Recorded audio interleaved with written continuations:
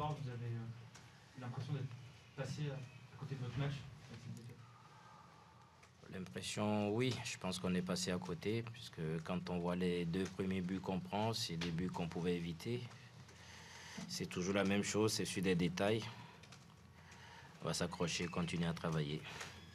On a eu la sensation que cette équipe, par rapport par exemple à la victoire contre Bordeaux, n'a pas mis autant d'intensité, qui a été battue dans les duels. Est-ce que vous avez trouvé vos joueurs, je sais pas, ils ont manqué d'impact peut-être? Ouais, il y a des périodes où on manquait un peu plus d'impact, ou peut-être qu'on a été un peu trop naïf sur certains ballons, parce qu'au niveau de la transition, on mettait un peu plus de temps à sortir les ballons et on n'est pas assez présent sur les deuxièmes ballons. Et pourtant, on a eu des situations où on pouvait marquer. Et derrière, ben, ça paye. On a eu la sensation que pendant peut-être une mi-temps, tactiquement, vous avez eu du mal à se mettre en place face à cette équipe qui avait notamment des pistons très hauts. Vous étiez surpris d'être peut-être aussi bas sur le terrain? Non, pas surpris. C'est peut-être qu'on avait du mal à rentrer dans le match, puisqu'on avait déjà travaillé sur ce schéma. Donc, ils attendaient déjà à ce que les pistons écartent et qu'il y aurait beaucoup de centres. Donc, on était préparé à ça. C'est frustrant aussi de prendre 3 buts défensivement. Là, ça fait 3 buts en 2 matchs.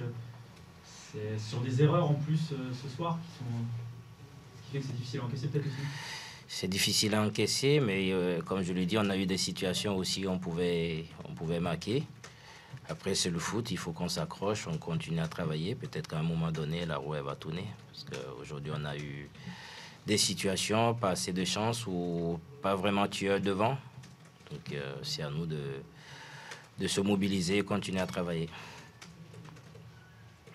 Qu'est-ce qui s'est passé comment vous l'avez vécu, vous, cette occasion là où vous pouvez basculer à 3-2? Il y a Flemings, il y a Bakayoko, il y a Boutoba. Comment vous l'avez vécu, vous, sur le banc, ce moment-là?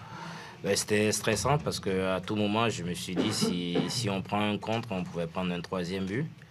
Donc, comme je le dis, ben, c'est devant, il faut être plus tueur. Peut-être qu'à une autre période, il n'y aura pas une jambe qui traîne devant. Et là, il faut s'accrocher. Est-ce que cette séquence-là, ce moment où vous pouvez passer devant, vous ne marquez pas, et puis après, derrière, vous prenez le contre, est-ce que c'est pas un peu révélateur de tout ce qui se passe à Niort? Est-ce que c'est pas un peu le symbole de ce match, en fait? Non, pas forcément, comme je l'ai dit. Peut-être qu'à une autre période, ça aurait pu basculer de notre côté. C'est des situations qui se passent dans le foot. Maintenant, le match il est passé, ben, on va continuer à s'accrocher et finir la saison. Quand même, celle-là, elle fait mal. Elle fait très mal, mais bon, comme je l'ai dit, le match il est passé. Maintenant, on va commencer à préparer le match d'après. Quel était le discours à la pause quand vous êtes mené 2-1 et qu'on sent une équipe qui subit un peu ce que joue Rodez? Ben, le discours était de continuer à jouer et de vite sortir les ballons et sur les transitions d'être un peu plus efficace. Plus jouer, plus dans la profondeur. Donc c'est ce qu'on a voulu mettre en place en deuxième partie. Vous avez 2 joueurs qui sortent sur blessure, Junior et Samy. Qu'est-ce qu'ils ont? Est-ce que ça va? Moi, j'ai pas encore vu avec les kinés, je vais voir ce que ça donne. Et après, ben, on fera avec le reste. La blessure de Junior, il y a eu tout un moment de temporisation. Vous avez joué presque 5 minutes à 10. Comment c'était? Ouais, parce qu'il a pris un coup, ça a tourné, donc on pensait qu'il pouvait revenir. On a voulu tenter le coup, ben, à la fin, c'était pas possible.